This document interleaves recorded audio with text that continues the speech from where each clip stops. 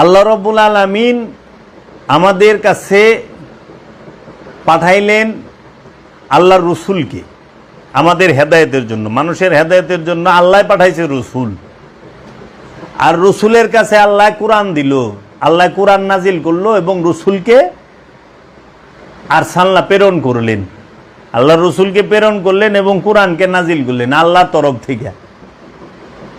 আল্লাহর তরফ থেকে তোর মোল্লা নাজিল হয় নাই, মোল্লা প্রেরণ হয়েছে, রসুল প্রেরণ হয়েছে, আল কোরআন প্রেরণ হয়েছে। এখন আমাদের সমাজে রসুলই মানে না, আমাদের সমাজে রসুল মানে না, আমাদের সমাজে আল কোরআনকে মানে না, আমাদের সমাজে কোরআন মুখে মুখে মানে।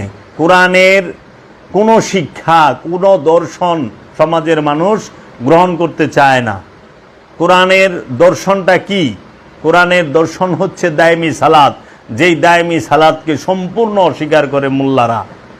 এটা কোরআনকে অস্বীকার করা। সূরা মারিজের 23 নম্বর আয়াত, 70 নম্বর সূরা মারিজ 23 নম্বর আয়াত। এটা হলো কোরআন দর্শন, এটাকে সম্পূর্ণ অস্বীকার করে। এরা ওয়াক্তি সালাতের কথা কয়, অথচ ওয়াক্তি সালাত 5 ওয়াক্ত নামাজের কথা সরাসরি কোরআনে কোনো সূরার কোনো আয়াতে স্পষ্টভাবে নাই। সরাসরি একসাথে 5 ওয়াক্ত নামাজের কথা সারা কোরআনে নাই। এবং 5 ওয়াক্ত নামাজের কথা যে আসলো সেইটা কিভাবে আসলো সেটার বিস্তারিত কথাটা কোরআনে নাই।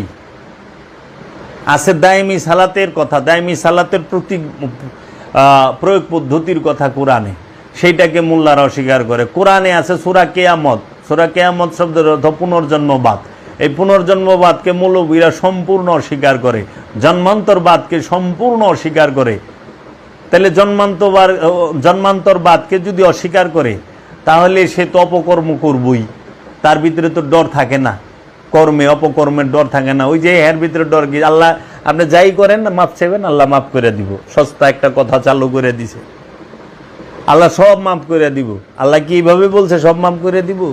কখনো না। বান্দার হক নষ্ট করলে আল্লাহ মাফ করে না। সুন্নাতুল্লাহ লা তাবদীল, আল্লাহর আইনের পরিবর্তন হয় না।